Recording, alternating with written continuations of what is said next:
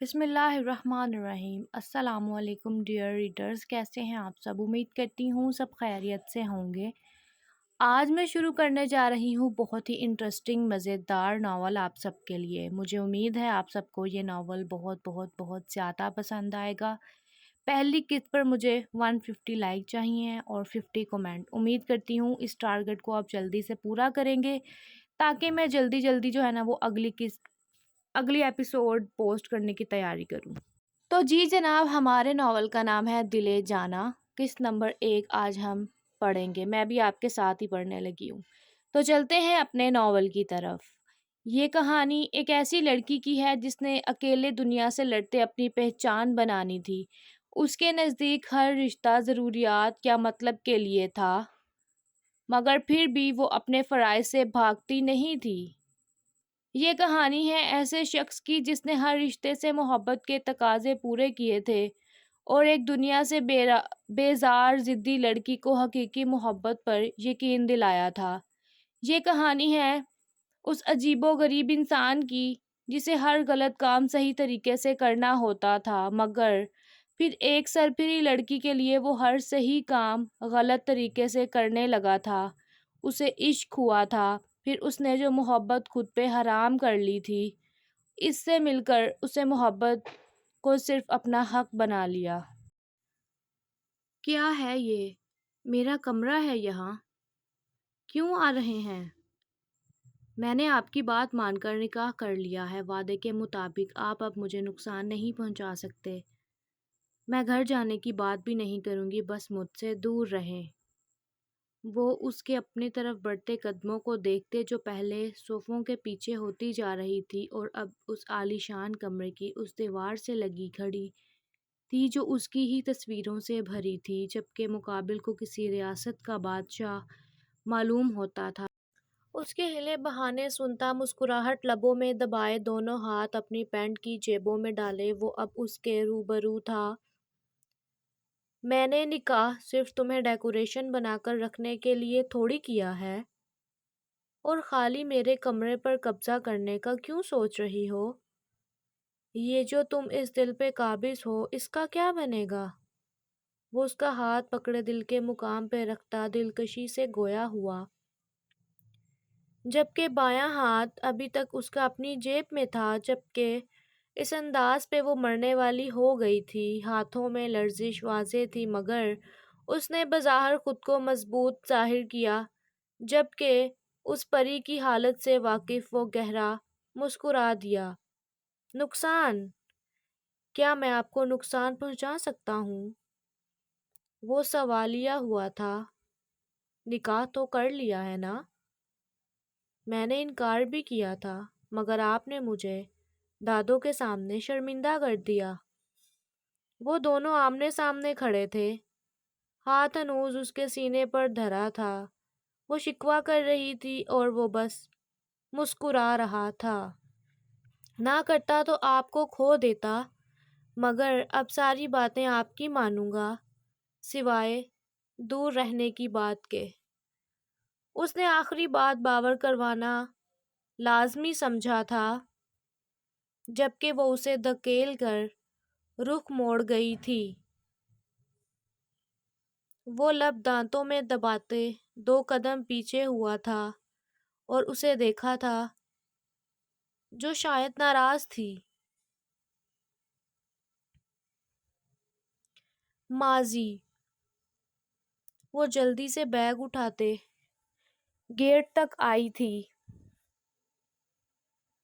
سالی رک! کیا بکواس کی ہے تم نے؟ خود ہوگے سالے! کہتے ساتھ ہی اس نے ہاتھ میں دروازے کے ساتھ رکھے گملے کو اٹھا کر اس کے سر کا نشانہ باندھا تھا، جو اس مینیجر کے سر پر بجا تھا، اور وہ سر پکڑے وہیں ڈھہ گیا تھا جو اندر سے اس کی طرف بھاگتا آ رہا تھا۔ وہ جیسے ہی ہاتھ جھاڑتے پلٹی تھی، پیچھے موجود پلٹن کو دیکھ چونکی تھی۔ اس کے دوست مریم اپنے بھائیوں کے ساتھ کھڑی تھی، اور وہ تینوں آنکھیں بڑی کیے اسے ہی حیرت زدہ دیکھ رہے تھے۔ تم یہاں؟ خیریت؟ خیریت تو تمہاری طرف سے نہیں لگ رہی، وہ اس کے ہاتھ میں موجود بیگ کو دیکھ کر بولی تھی۔ ہاں، اس مینیجر کی بےغیرتیاں بڑھ رہی تھیں۔ ابھی جا رہی ہوں اس ہاسٹل سے، وہ کندھے اچکاتی بولی تھی۔ ایان جو کب سے اس حجاب میں لپٹی لڑکی کے سٹائل کو ملاحظہ کر رہا تھا، اپنا تعارف کرانا لازمی سمجھا۔ ہائے، میں ایان ہوں، مریم کا بھائی۔ اگر لاش ٹھکانے لگانے میں مدد چاہیے ہو تو ضرور بتائیے گا۔ ضرورت نہیں پڑے گی۔ افسوس کے ساتھ یہ بندہ کافی ڈھیٹ ہے۔ یہ اس کے سر پر دوسرا ہٹ تھا۔ وہ گہری سانس لے کر بولی تھی۔ مس جانا، کیا انہوں نے بدتمیزی کرنے کی کوشش کی تھی آپ کے ساتھ؟ اتنے وقت سے خاموش صورتحال کا جائزہ لیتے دلاور شاہ اب بولا تھا۔ جی، ورنہ رات کے 11 بجے یہاں سے نکلنے کی کیا تک بنتی ہے؟ وہ بول کے پھر مریم کی طرف متوجہ ہو گئی، جبکہ دلاور شاہ موبائل پر۔ تم یہاں کیسے؟ وہ سب ہاسٹل کے گیٹ پر کھڑے تھے۔ وہ بلیک ٹراؤزر شرٹ میں سر پہ حجاب کیے ہوئے تھی، جبکہ مریم اور ایان جینز شرٹ میں مزے سے کھڑے تھے۔ دلاور شاہ سوٹ میں ملبوس تھا۔ وہ دونوں اسے آفس سے ہی اپنے ساتھ لے گئے تھے۔ ہم شاہ بھائی کی طرف سے ڈنر پر آئے تھے۔ میں تمہیں تمہاری فیورٹ پیسٹریز دینے آئی تھی اور یہ دیکھنے کو مل گیا۔ جانا نے مسکراتے اسے پیک لیا تھا۔ تھینکس، اب میں چلتی ہوں، جبکہ دلاور شاہ ابھی بھی فون میں مصروف تھا۔ کہاں جاؤ گی اتنی رات کو؟ گھر ہی جا سکتی ہوں، اور کہاں جانا ہے؟ او اچھا، وہاں تمہارے چچا چچی اور ان کے لفنگے بیٹے تو اچھا ویلکم کریں گے نا تمہارا۔ تو اس ٹائم کون سے ہاسٹل کھلے ہیں؟ میرے لیے حالات تو دیکھ چکی ہو۔ ابھی کے لیے جا رہی ہوں، بس صبح انتظام کر لوں گی، اور دادی اور رینی بھی تو ہوں گی نا، اس لیے بائے۔ وہ کہہ کر چل دی۔ آپ ہمارے ساتھ چل لیں جب تک کوئی مناسب جگہ نہیں مل جاتی رہنے کو۔ اس وقت گھر جانا بھی صحیح نہیں ہے آپ کے لیے، وہ نارمل سے انداز میں مشورہ دے رہا تھا۔ سوری، کسی اور کے گھر رہنا بھی صحیح نہیں ہے۔ آفر کے لیے شکریہ، وہ بغیر دیکھے کہتی آگے بڑھنے لگی۔ آپ جاب کر کے وہاں رہ سکتی ہیں۔ ایان اور مریم چپ کر کے ان کا مکالمہ سن رہے تھے۔ معذرت، اتنا برا وقت بھی نہیں آیا ابھی کہ میں اپنی رہائش کے لیے ملازمہ ہی بن جاؤں۔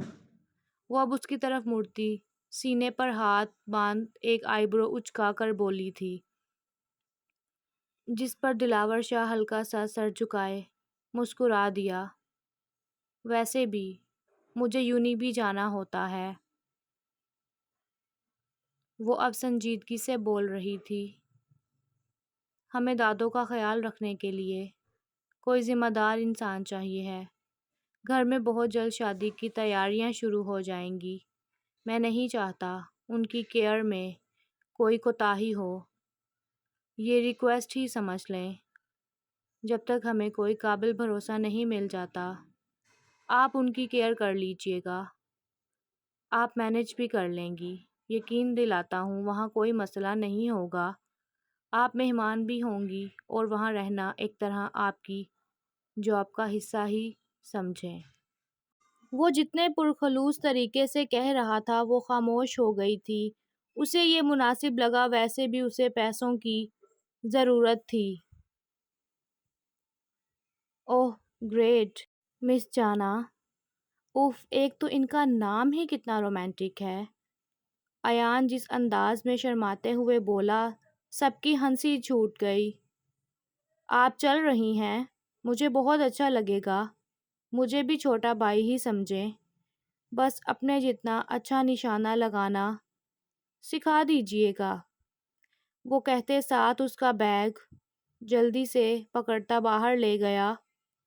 اسے جانا بہت اچھی لگی تھی۔ وہ تھا بھی ہنس مکھ، ہر کسی کے ساتھ بنا لیتا تھا۔ اسے بس باتیں کرنا پسند تھا، جس کے لیے اسے ایک نئی بندی مل گئی تھی۔ وہ لوگ جیسے وہاں سے نکلے ہاسٹل میں پولیس بھی پہنچ گئی اور مینیجر کو لے گئی تھی، جو ماتھے پہ گھومر سجائے چیختا جا رہا تھا۔ مریم اپنے بھائیوں کو جانا کی بہادریوں اور مسئلوں سے کب سے آگاہ کر چکی تھی۔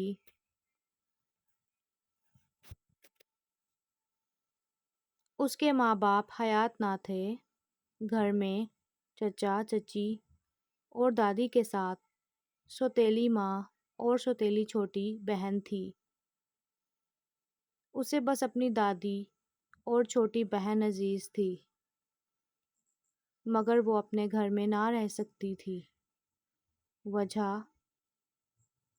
اس کے چچا اور آوارہ بیٹا تھا، جو اپنی حرکتوں کی وجہ سے کئی بار اس سے اپنا سر پھڑوا چکا تھا۔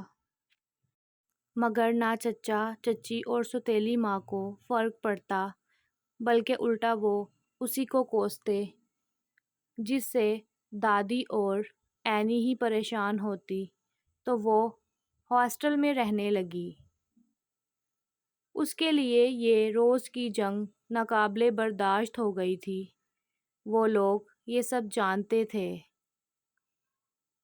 اور انہوں نے آج اسے دیکھا تھا اور اس کے مسئلوں سے واقف دلاور شاہ آرام سے اس کا یہ مسئلہ حل کر گیا تھا۔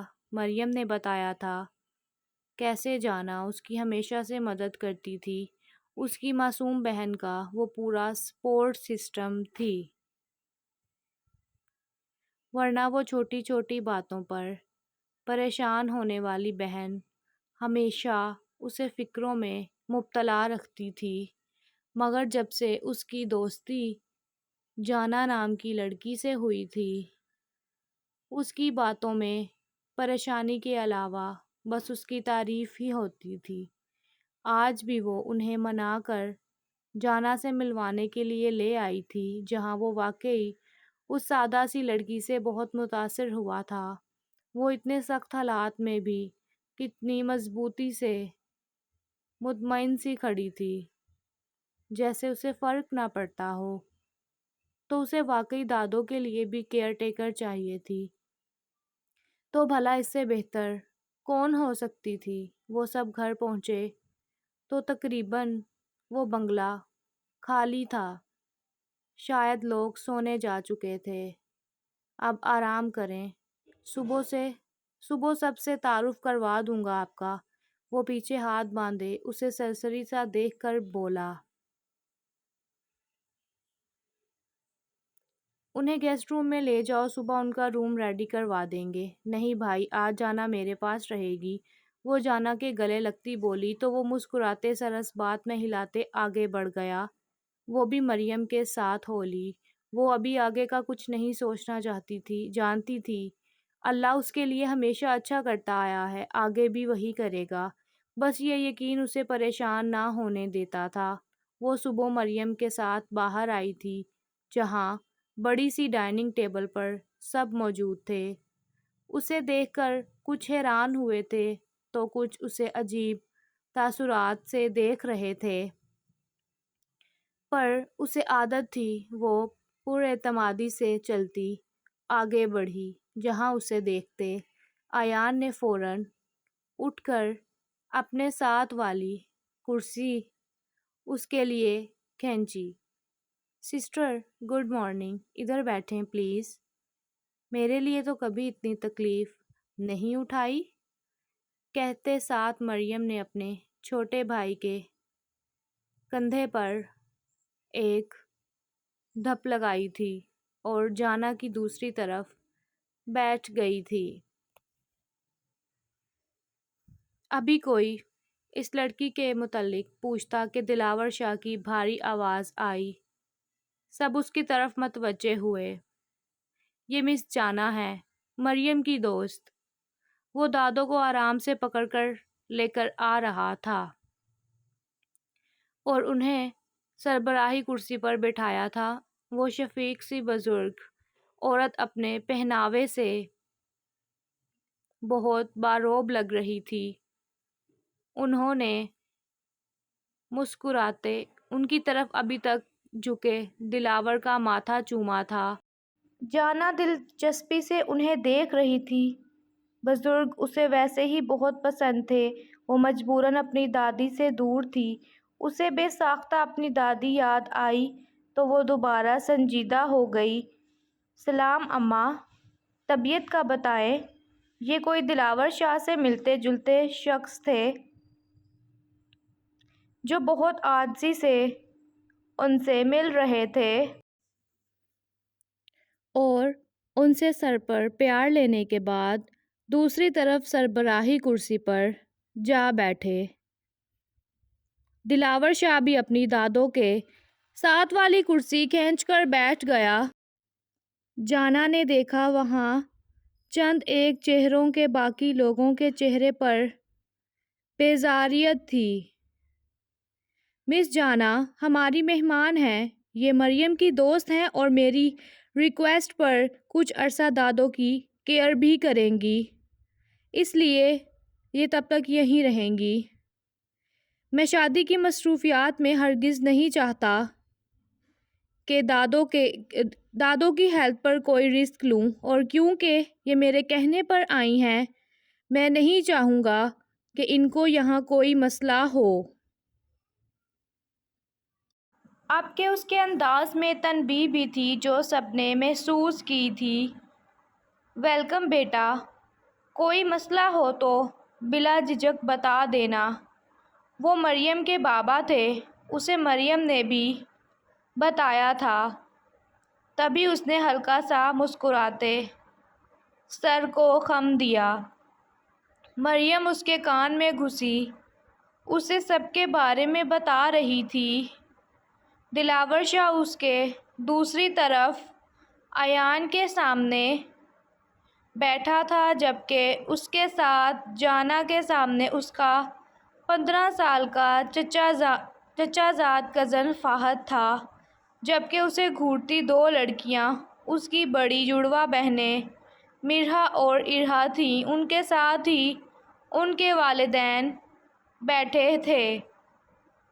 مریم کی چچی کے ساتھ ہی اس کی ماں بیٹھی تھی اور وہ دونوں ایکس رے کرتی نظروں سے اسے دیکھ رہی تھیں۔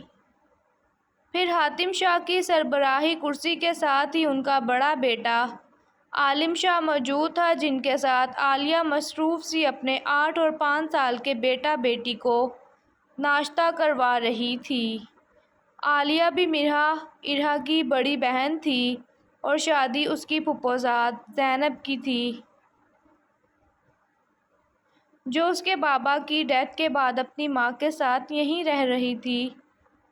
بھابھی ذرا دھیان رکھیے گا، دلاور بہت اہمیت دے رہا ہے اس لڑکی کو، جہاں وہ باہر کی کیا گیا گھر کی بھی کسی لڑکی سے سیدھے منہ بات بھی نہیں کرتا، اسے گھر ہی لے آیا ہے۔ اسے ابھی تک جانا کا یہاں آنا ہضم نہیں ہو رہا تھا۔ اوپر سے ایان اور مریم جیسے اس سے باتوں میں مصروف تھے، انہیں اپنی مرحا کی فکر لگ گئی تھی، جسے دلاور شاہ دیکھتا تک نہ تھا اور وہ اس کی دیوانی تھی۔ اور دلاور شاہ کی کمزوری اس کی چھوٹی بہن اور بھائی تھا، جن سے مرحا اور ارحا کی آج تک نہ بن سکی۔ فکر نہ کرو، ایسی لڑکیوں کو اوقات میں رکھنا جانتی ہوں میں، اور تم نے سنا نہیں کچھ عرصے کے لیے ہی آئی ہے، وہ بھی نوکری پہ۔ وہ نخوت سے بولتی اپنے کھانے کی طرف متوجہ ہو گئی۔